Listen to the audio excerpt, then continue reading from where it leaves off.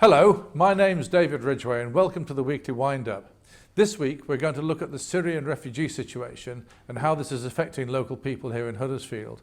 To help me with this, I'm delighted to welcome to the show Arta Heath, Hello, David. who is a solicitor specialising in immigration law, and Martin Jones, a member of the local Unite community branch. Welcome to you both. Thank you. It's nice to see old friends. Thank you for joining me today. The government has been promoting the position that it is better to give aid to the displaced people in Syria rather than to welcome a share of the millions who are desperate to leave their homes. The regime in Syria has created a civil war by its repression, and from this has sprung the new Islamic State. And that has committed many acts of violence, murder, rape, genocide, as well as the destruction of ancient monuments and sites dating back to the very start of civilization. Back in 1917, Lawrence of Arabia led an Arab army into Damascus and overthrew the occupying Turkish forces. The British and French foreign officers then remapped the whole of the Middle East, taking scant regard of the local people and tribal areas, recreating the old biblical countries of Lebanon, Palestine, Jordan, Syria and Persia, which was renamed Iran, and creating, out of the balance of all of that, Iraq. Before we speak to Arta, KLTV reporter Liam Brown went along to speak to Reda Asus from the Syrian Society at the University of Huddersfield to get his views on the refugee crisis.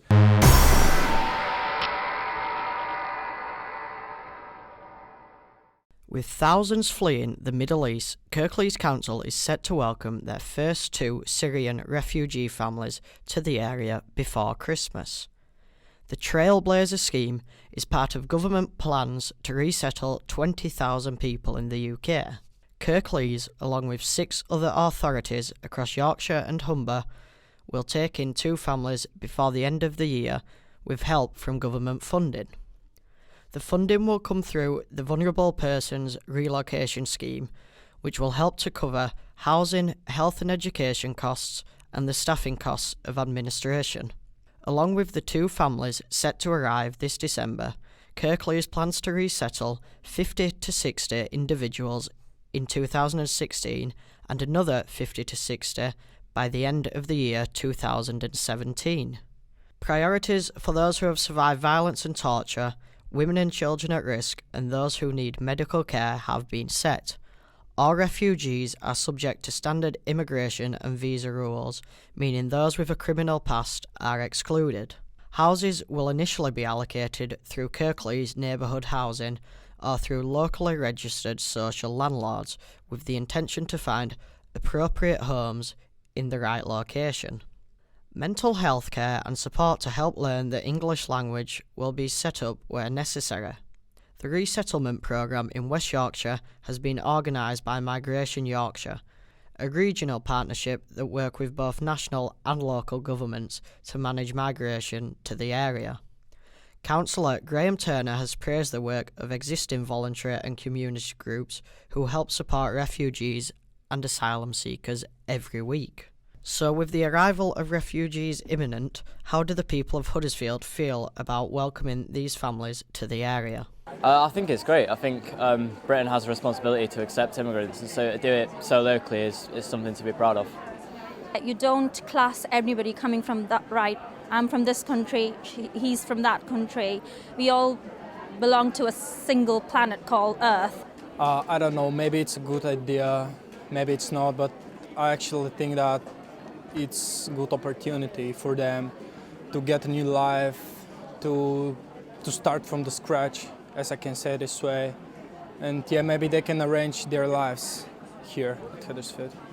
I think it's a good thing because it's good for jobs, so if there's jobs around they can work in, and it'll help out the community. And I don't think Syria is a safe place to live, so if families are coming over, it'll protect the children.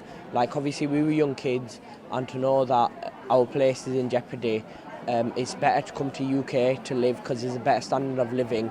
And if people are welcoming into it with Huddersfield and Syrians, if they come together, I think it's a good thing because then the community will be a better place. And I know it's very complicated about the world politics, how a country protects obviously us as the citizens and plans for our future, and to go into that politics. But as an individual, that's what I would like to give to my future generations, a world which is secured and which is full of love for other humans. Everyone has a responsibility to help out where they can. You know, if I was a refugee, I'd want help, so why not? That's what the people of Huddersfield thought, but what about someone with Syrian heritage? I caught up with Mohammed Reda Al-Sous, who is part of the Syrian Society at the University of Huddersfield. Well, I'm Syrian. I'm Syrian refugee here. I hold Syrian nationality. I born there, and my relatives still there. Since September last year, 2014, when I joined the university. Yeah, absolutely, I'm proud of it. And as Damascus, the capital of Syria, is the oldest civilized city in the world. Yes, the media has created a negative thing about Syrian refugees, and regarding what happened in Paris. But here in the UK, I didn't get any we didn't talk. I didn't experience any difficulties happened between me and other people, and people here were so lovely, so friendly, and as I told you, the UK is very good with the Syrian people here. Lots of refugees worldwide, and Syrian, I know much about Syrians. They have good experience and in some professions. So for example, carpenting. If they put Syrian refugee who has profession as carpenting with another guy who can speak Arabic and English, both languages, and teach them the regulation. And after a while, they could give them a certificate that they are meeting the regulations for the UK. So in this case, they are creating new opportunities, new job for those people, and create small workshops. And in this case, they can hire this workshop for low prices, and they build new services here. So not only is Huddersfield helping out the refugees that are set to arrive, but it seems that the Syrians can also offer something in return.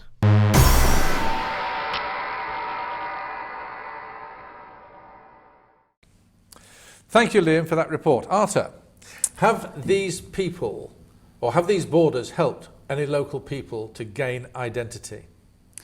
Well, David, that's an issue that we are trying to solve out on the world that we are today. I think having countries where the borders are put in accordance to what the Western world says should be the border has obviously created a massive problem that we are living today in Middle East. And putting borders across nationalities of people, so having the Kurds living both in Iran and Iraq and Turkey and everywhere else, and making a lot more sort of tribal societies in the area has actually created was the start of the problems that we are seeing today, because those have festered as the years have gone by. Borders always seem to be such emotive things, and yet they are quite arbitrary. I mean, the border between England and Scotland has moved around over the centuries, and indeed between France and Spain. Yes, I mean, the thing, usually what the borders really was that where people lived, and if the Scots were living further down, then obviously the border moved in. The English were living further north. Or further were living, okay. So, yes, so that is, that's what should happen really. I mean, personally, I think that the focus on the borders is actually a big problem that the world is living today. But do the borders give the people living within those borders an identity? Not necessarily, because if you are from those countries, you are unlikely to be, if you are a Kurd in Syria, you consider yourself being Kurdish. Yes, you are within the border of Syria, but they don't call themselves, they are more likely to call themselves Kurdish, and they have the identity of being Kurdish than being Syrian. Okay. And have the ruling dynasties worked better for the lives of their subjects within those borders? Well, the ruling dynasties, I mean, we've seen what we've had in Middle East. Obviously, Saddam was ruling Iraq and we bombed, and we've got an Iraq today which is all fractured and is all in pieces. And I think... What was it Saddam said when he was captured? Something along the lines of, get rid of me and you open the gates of hell? Well, probably he was right. I mean, the difficulty is that when you have lots of interest, lots of very small fractions of people, and you have a society that is very much a tribal base, it's very difficult to rule by one, unless they have the same ideology.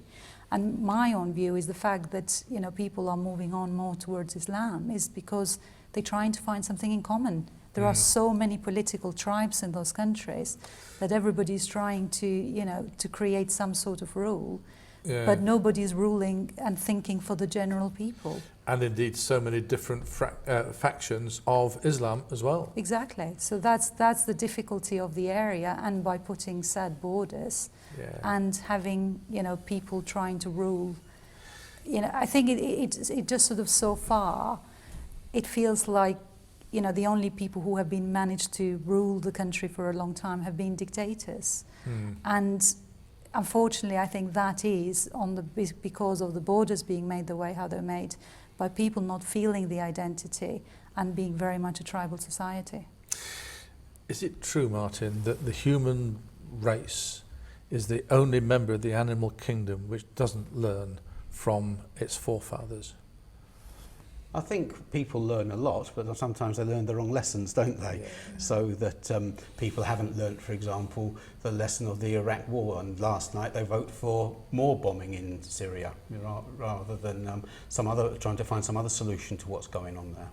Yeah, but why has the migration of the Syrian people built up so rapidly this year? Why didn't it build up rapidly last year? I think it's partly because people feel trapped between the horror of ISIS on one hand and the terror of Assad on the other hand. It's not a very pleasant place to be. I think there have been plenty of refugees in previous years, and I think increasingly they are realising that the refugee camps are dead ends. There's just nothing. There's nothing there for them. And thirdly, I think the globalised world we live in, the possibility of going to another country, it seems much easier. It's difficult enough, but seems easier than it used to be, and so some idea of what is waiting for you there. So it's much more attractive to people rather than just staying in a dead end in a refugee camp in Lebanon or Jordan or wherever. Now the German president, Mutti, did make comment that Britain wasn't doing its bit by taking in more of the refugees when she basically opened up the gates of Germany to the refugees. Do you feel that the government's suggestion that we should pay aid to the people in Syria to give them a sanctuary, if you like, within their own country, so that hopefully when and not if, the situation there is resolved, the people will be on the ground in a position to be able to rebuild their country? Do you think that's a good policy to pursue? I don't think it should be an either or. I think certainly people should, if people want to stay in the area, there should be help and support for them. But equally, I think people who want to travel to Europe, should be enabled to do that. Well, I'm not really... I'm sorry. I mean, one of the problems with who are you giving the money to?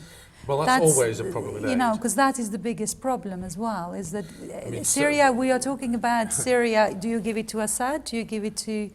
the problem is there is nobody who will today I don't know the answer to that. Be able to build those places. What is happening, the reason why the refugee crisis has escalated so far, a huge point is the fact that, the camps in Lebanon, the camps in Turkey, and, they just can't cope with it anymore. The conditions are so bad. Yes, you might be able to put some aid on the refugee camps, but actually that is not a solution. I suppose as a policy which the government has pursued, it's a bit passé now. It is. It definitely, I think it is passé. We said we're going to take 25,000 people, but we've got over 3 years. Over 5 years. Over 5 years. Over 5 years. But we brought 215 in a whole year nearly now. 215 people. And even those that have been, it's not you know, no, it's just such a small amount of people. Do you know how many have come to Huddersfield? Well, Huddersfield Council was trying to bring 200, they said, but of course I don't think at the moment. Well, at least 15 for the rest of the country. Yes, yes, 15 for the. No, I don't think there have been 200 in Huddersfield. Definitely. Nor do I. No, there have been a few. There but are not. some Syrian people Yes. living here now. I am aware of that. Yeah, there are a few, but not really. I feel that this problem is of such magnitude. It's almost beyond the thought processes of just ordinary people like. Well, I was going to say like you and me, but obviously not you because you're a solicitor. Well, no, just because I'm a solicitor. It is. I mean, the scale of it really is absolutely huge. So does the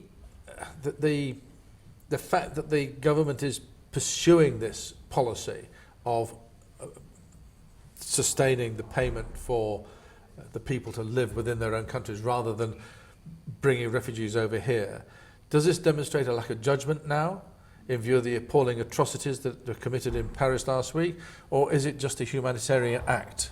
Well, as far as I'm concerned, it's neither. I mean, the atrocities in Paris, as awful as they were from people who live in Europe. They were not from refugees. You know, it might have been somebody who was registered as a refugee, but that doesn't mean that the refugees, all the refugees that are coming, are committed terrorist acts. The majority of the terrorist acts are actually homegrown people who are unhappy by the way how the society has treated them, that are finding this easy to be persuaded on. Does that give them the right to do what they did? Oh, definitely not. I mean, absolutely not. But as far as the British government is concerned, being worried about bringing more refugees because that will loosen our security, I think that is definitely not an argument that can be sustainable. No, thank you for that. Now, we were sort of down the track of this next question I'm going to ask Martin. Are the Parisian atrocities a satisfactory excuse for bombing ISIS centres in Syria? No, I don't think they are. I think because that's retribution. Yes, but I think what you've got to remember is that when the Western forces went into Iraq, when they invaded Iraq, ISIS didn't exist. And it's actually the invasion that created ISIS. So my fear is that actually with the bombing and the military action in Syria, you're actually likely to create more terrorism, more horror, rather than less, rather than actually stop it. Even if you are effective in dealing with ISIS, if you don't deal with all the questions of sort of social justice and climate justice and everything else in the Middle East, then something else will just replace ISIS. Right. We don't know how many refugees there are here in Huddersfield, but we do know that there is an ever-growing population of predominantly the Indian subcontinent, but also, I suspect, people from the Middle East. Now, in the broadest of terms, do these people add to or detract from the manner in which society in Huddersfield is run? I mean, there is no doubt that these people make a massive contribution to Huddersfield society. If you look, and Huddersfield town centre is now a very vibrant cosmopolitan community. You have food from all different parts of the world that didn't exist if these people didn't come to live in Huddersfield. Yeah. There is, you know, refugees who come and settle here, make contribution in all different ways. They bring skills, they bring culture, they bring, you know, they bring sort of attitudes and sometimes open people's minds. My own view is that, you know, more people see other cultures, then more educated they are and more they can see that actually there are very little differences. And one of the things that I have noticed with my work is that where people are a lot more sort of migrant phobic, tend to be people who've never had contacts with migrants. When they have actually met somebody, they're just like, wow, you know, they're actually really good, and you know. But that's the same parallel argument with crime, isn't it? That more people have the fear of crime than they have of crime having happened to them. Happened with them, yeah. I mean, it is the unknown really that people are worried about. As far as immigration and as far as migrants and as far as refugees' contribution to Huddersfield, I think it has been absolutely enormous. Yeah, the difference on Huddersfield 5 years ago than it is today, I mean, I think it is, you know, very easily noticeable. Martin. Yeah, I very much agree with that. You know, I think the refugees and the migrants have enhanced a multicultural town.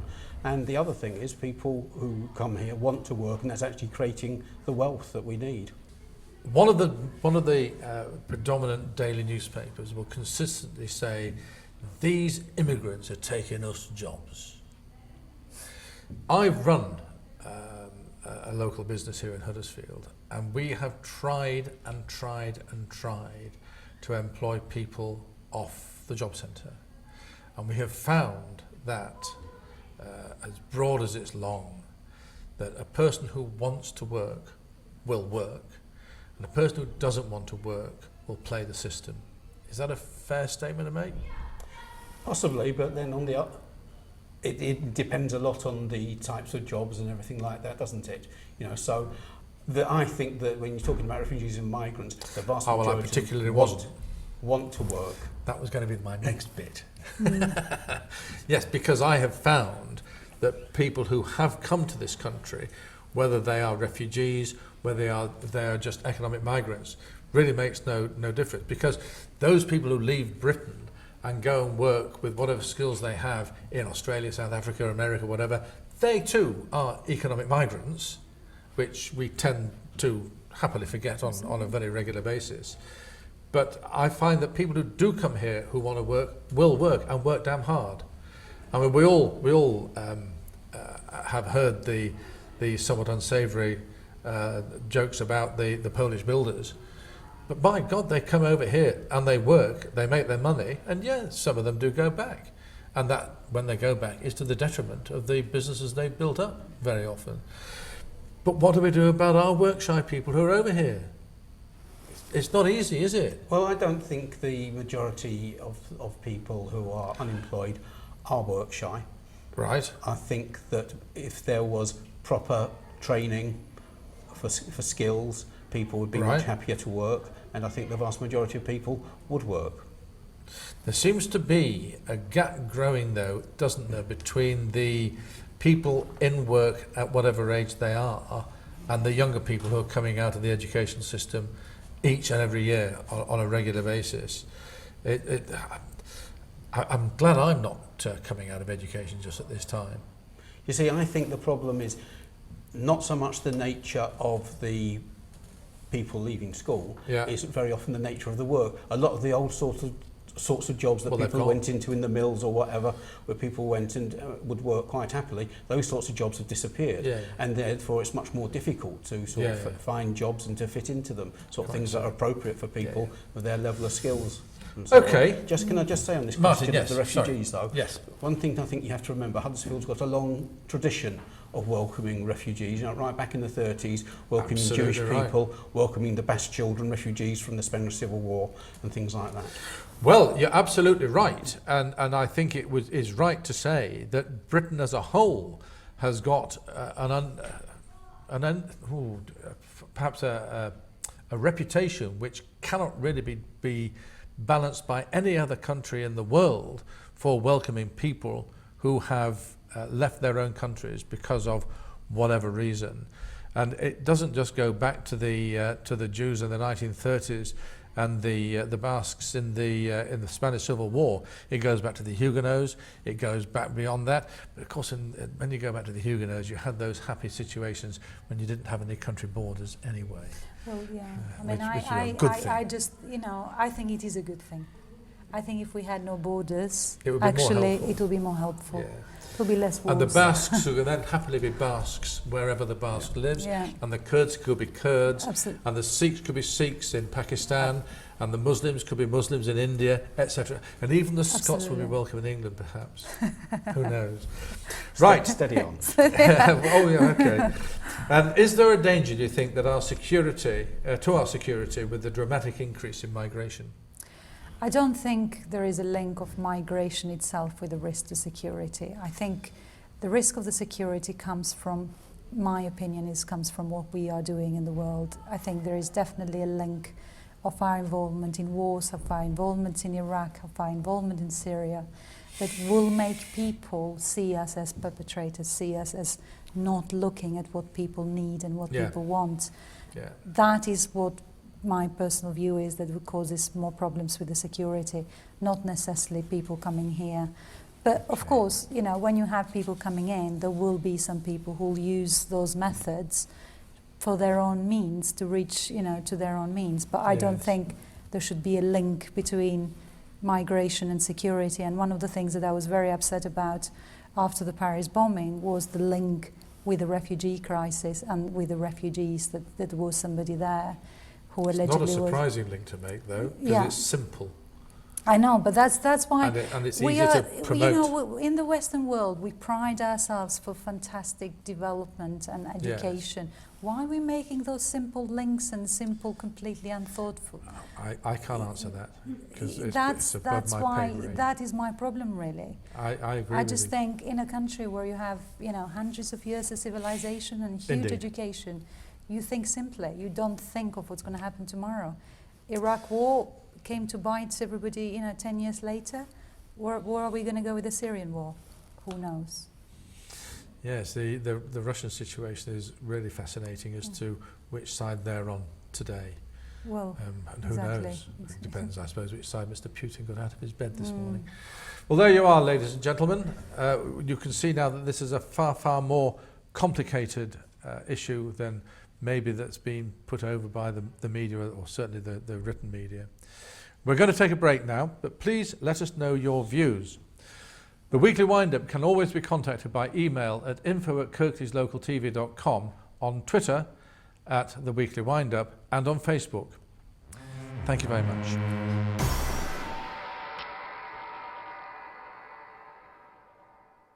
However large or small your business, attracting new customers requires dedication and a lot of patience. Just like fishing, but you also need the right gear. Rods, reels, lines, hooks, sinkers, lures, tackle box, tackle bag, net, bait, gas gloves, clothes, pocket knife, roach. Or you could simply advertise with KLTV. Online, grow your business and your clientele. KLTV, your vision made reality.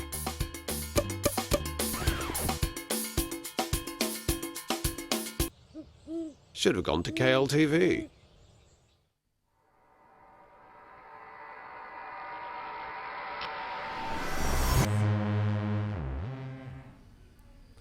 Welcome back. I'm David Ridgway, and my guests this week are Arta Heath and Martin Jones.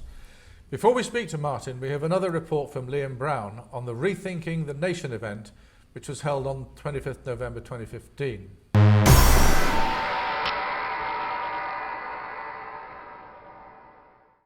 Last Wednesday, academics gathered at the Imperial War Museum in Manchester for the event Rethink the Nation.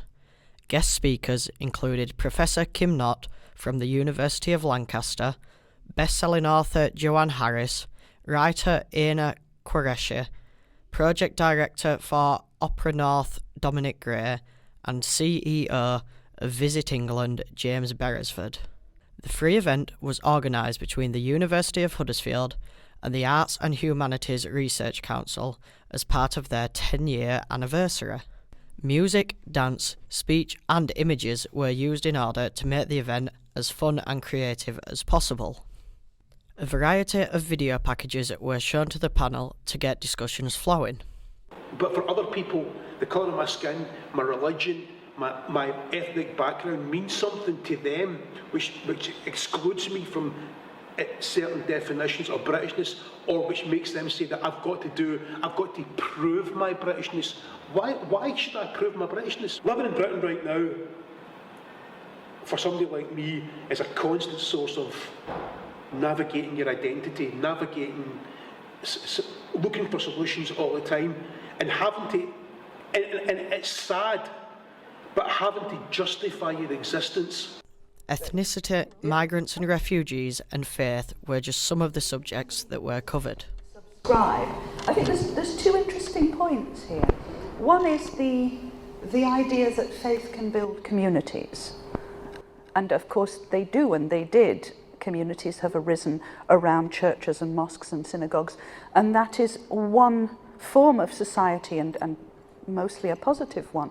The negative one, as far as I can see, is this idea that there are moral values attached to having faith as opposed to not having faith, which is something that I would strongly dispute, because given that I don't subscribe, I don't believe that my moral centre is lacking just because I don't subscribe to a particular faith. I caught up with Erna Qureshi after to further discuss the problem of integration into wider society. I think if you define integration as being a member of society and a part of society, then everybody has a place and they are integrated into society because actually we're a whole. So every part is, every person in that whole is playing a part. I think if you define it as the political way of looking at integration at the moment, which actually has a slightly different onus. Yes, you could talk about the younger generation, but actually even to integrate the younger generation, unless it comes from the older generation, it's not going to happen. People from all different walks of life attended the event that could offer a different perspective on the issues faced, not only in Britain, but also from around the world. I'm from Australia. I just moved to Britain 3 months ago, and I learned that a lot of the issues I think facing British identity are global issues, and they also are talked about a lot in Australia. The issue of national identity and racism, Islamophobia, cultural awareness are all things talked about in Australia, and so I learned that Australia is dealing with things that are sort of across the world too. After discussions had taken place, both guests and academics were invited to take part in a Bhangra workshop. I then got a chance to speak to Hardeep Sahota, who hosted the workshop, about the work that he does and how it benefits those who take part. What is Bhangra? I wrote the book on Bhangra, and it's based a little bit on my research about its history, and it's about sharing that practice, bringing people together, sharing our heritage between ethnic minorities, as well as kind of just spreading the word to the wider community as well. It's a bit of a cliche, but like love and music and dance, brings us closer together. And I think what I've noticed is when I've gone into schools and people have shared a positive experience, it brings any group closer together. And that's what I try and do in my workshops. It's not just do a performance and that's it. It's actually getting people involved, learning from each other. I think that's important. After a night of positive discussions, it seems that rethinking the nation can be done in a fun, thought-provoking way. Now all that's left to do is to put these words into action.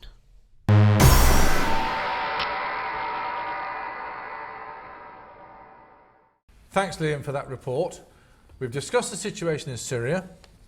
I don't think we've reached any specific conclusions. I don't think there can be any conclusion. I don't think we can either. And we've discussed how that might be affecting us here in Huddersfield. The government has been overhauling the benefit system, with George Osbourne, the Chancellor, openly promoting his plan to cancel tax credits by creating a better earning regime for those with the lowest incomes. Before the autumn spending statement, he said that the increased level of income allowed before tax becomes payable would have compensated for the removal of tax credits. Many in the Conservative Party disagreed, and the Lords recently voted down those proposals. Rather than create an issue with the Lords, George Osbourne then promised to go back to the drawing board. Martin, for those who are uninitiated in these things, tell me, how do tax credits work? To be honest with you, David, I wish I knew myself. Fine. You're supposed to be my tax credit expert. The basic idea is very simple, that when people were getting jobs coming off benefits, they found that the amount of benefit they were losing was more than what they were earning in their new wages. Yep. So to make it a bit better for people, they started the tax credits, working tax credits. Right.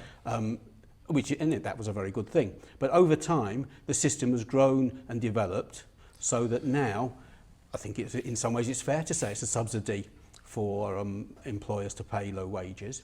But nevertheless, hundreds of thousands of families rely on tax credits in order to get something approaching a decent standard of living.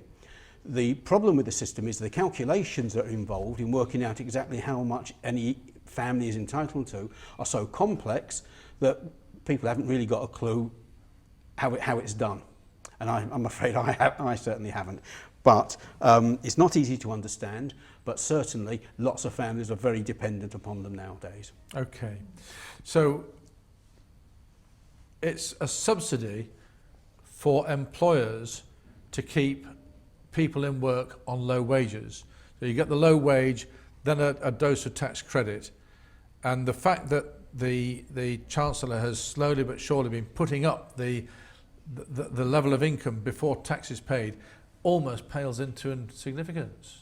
I think so. I don't think it was perhaps designed that way originally, but that's the way it tends to be working out in practice. So there has to be some degree, if the Chancellor is to reach his ambition to get rid of tax credits or to amend them, he's got to encourage the employers to increase that base level of income so that the wedge of tax credits on top becomes less. Yes, but you see, the problem with the way the government was going about it is they were cutting the tax credits, and then after they were cut, they were then perhaps putting the other things in place. Yeah. So there were going to be a lot of people who were going to lose out. I think the difficulty with the way how the tax credits works is that the level, there is kind of an agreed level where a family or an individual should be earning. Now, the minimum wage at the moment, it's set up for the majority of the employers. And my view is that although the increase in minimum wage, basically the increase in minimum wage will get people out of their, they won't have access to tax credits because they will be earning more than what the limit is to be earning in order to get the tax credits. Now, the minimum wage is set by government. Yes. And the tax credit is set by government. Yes, the minimum level you are entitled to get. But the employer is obliged to pay the minimum wage. Yeah. I do know that in certain circumstances that doesn't happen, but yeah, I don't really they want to should go into be. that Yeah, now. I mean, by law, every employer has to pay the minimum wage. Okay, so if to get rid of tax credits, the only simplistic answer is that you've got to raise the minimum wage. Yes, or is that right? what he's trying to do. Exactly. I mean, what he's trying to do is he's trying to say to the employers, you have to pay more. Because the argument is that by having the tax credits, then employers are not paying that more money. So they're just keeping everybody on minimum wage, so they're not paying more money. The problem is that you are relying, if your minimum wage is set, why would an employer pay more?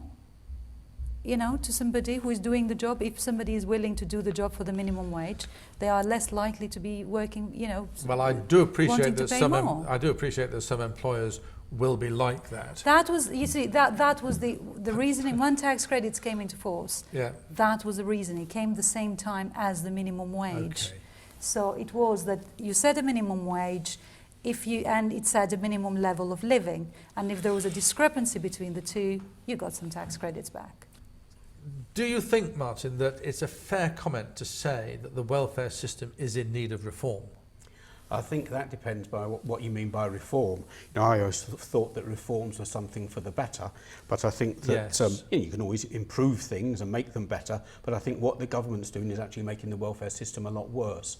I think they're actually making it punitive. They're punishing people for losing their jobs, or punishing them for being disabled, or for having long-term health problems. For being poor, basically, yes.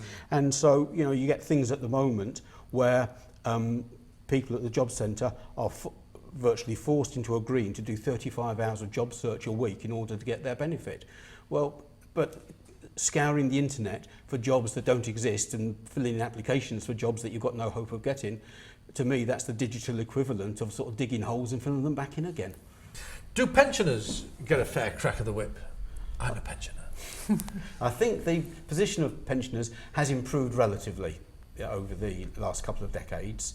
I don't think there's so much absolute pensioner poverty as there used to be, but there's still plenty of pensioners who aren't very well off. And just this week there's been a report that says that sort of pensions in Britain are amongst the lowest in Western Europe. But they always have been. Compared to other places. And I don't know why. And for me, one of the main threats to pensioners, I think, is I think the government's quite keen on the idea of stopping or introducing means-related benefits, stopping universal benefits, things like bus passes, winter fuel payments and things like that. So I think that's a big worry for pensioners looking into the future. If the country can afford to welcome so many refugees, surely it should be able to look after the old, the sick and the disabled. Absolutely, I agree with that totally. Yeah, I mean, I think I've got a 13-year-old son, and he said, in Britain, if we actually shared the wealth that we have, everybody will be a millionaire. I'm not saying about sharing. I'm not talking on that way. But what I'm saying is that actually, it's not that we don't have. We have how much is this war costing? Enough. Yeah. So why? What are we achieving with it? That is a fascinating. The two things you said there, which I must make comment about. First of all, if all the wealth was shared, I've had it been told to me that if all the wealth in the country was shared equally amongst everybody, within a month, those who had the most before it started would have the most again, and those who had the least before it started would be back where they were. Right, yeah. And that's the way the world goes. That's the way how the world works. But as far as the cost of the war, what I found quite fascinating last year, I'm quite a fan of the armed forces, and I don't make any apology for that. They do a job. It's a job which I guess I wouldn't be particularly keen on doing. But nevertheless, last year in the budget, Osborne announced that he would remove £13 billion. This year, all of a sudden, he announces that he's going to put in £13 billion. Now, where's that money come from? That which he took away, where did it go? Well, you see, I think this gets you to the crux of the matter, that the talk about austerity and can we afford this and can we afford that actually is not really about economics. It's about politics and making political choices. Well, and if you make the political choices, it's not that difficult to find the money. And I think we can do both, look after the refugees and have decent services here for the people in this country. I guess there is an argument to be sustained on that. So are the council cuts, Martin, this is really being based in your direction, if I'm right, are the council cuts that are now being pursued because of the reduction in government grant a demonstration that austerity is going to be with us for some time to come, despite the fact that in his autumn statement, George Osbourne said it had finished? Yeah, I mean, I think this is the same sort of thing as I was talking about before, sort of economics and politics, what is economic necessity, what is political choice. I think a lot of what's happened to local government is politics rather than has to be done for economic reasons.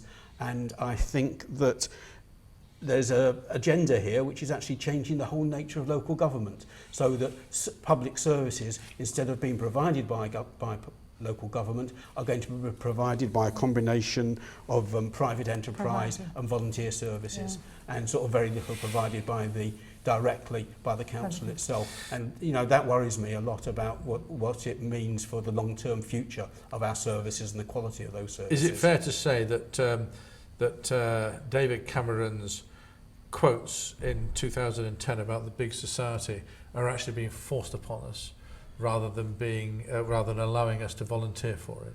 I think so. If you look, for example, the situation with libraries, the way that communities have been told their libraries will close unless they volunteer, it's sort of like holding a loaded gun to people's heads, isn't it? People don't particularly... Or more like a loaded Kindle, actually. Well, but people don't like the idea of replacing paid library staff, but they want to keep their library as well, so I think communities are actually being blackmailed into this sort of thing.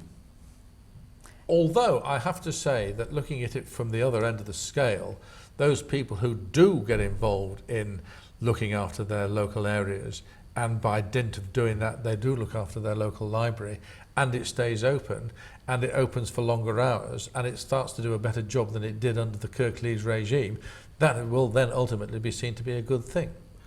If that's the way it works, but I think in plenty of communities... No, that's the way it will work. If that's the way it will work. And that jury is well out at the moment, and God knows when that's going to come back. Well, thank you very much for both of that. I now have a final news story. December 2015. Gosh, I'm going back 100 years. Christmas is just around the corner and the season of giving is upon us. But a small act of kindness from Louis Cooper changed one stranger's life more than the latest iPhone or tablet ever could. Selfless Louis, who manages 5 Bar and Kitchen in Cross Church Street, Huddersfield, helped a homeless man to find a job after buying him a suit. Omar had told Louis everything had fallen apart after he was attacked on Bradford Road and had his takeaway business had gone bust, explaining that he'd been left without a home. Former Silcoats pupil Louis took Omar to the Forget-Me-Not Children's Hospice shop on Cross Church Street. He said, get anything you want, so we got him suited up, and Louis also helped the man out with money that was owed to his former landlord. The next day, Omar returned to 5 Bar and waited hours for Louis, explaining that he had found a job at a nearby takeaway and had an offer for an interview from a bar in town. It was all because he had gone in dressed in a suit. Louis added, he thanked me loads. It wasn't so much to me, but that I'd really helped him out. I was totally shocked, but so glad I could help. I only spent about 50 quid, but it's the best money I've ever spent. Louis now wants to encourage others to remember the importance of small acts and kindness that the festive season draws upon us. We all want to hear from you. We can easily be contacted by email at info@kirkleeslocaltv.com, on Twitter @The Weekly Windup, and on Facebook. Thanks to my guests this week, Arthur Heath, a solicitor, and Martin Jones from Unite. Thanks for watching. See you next week.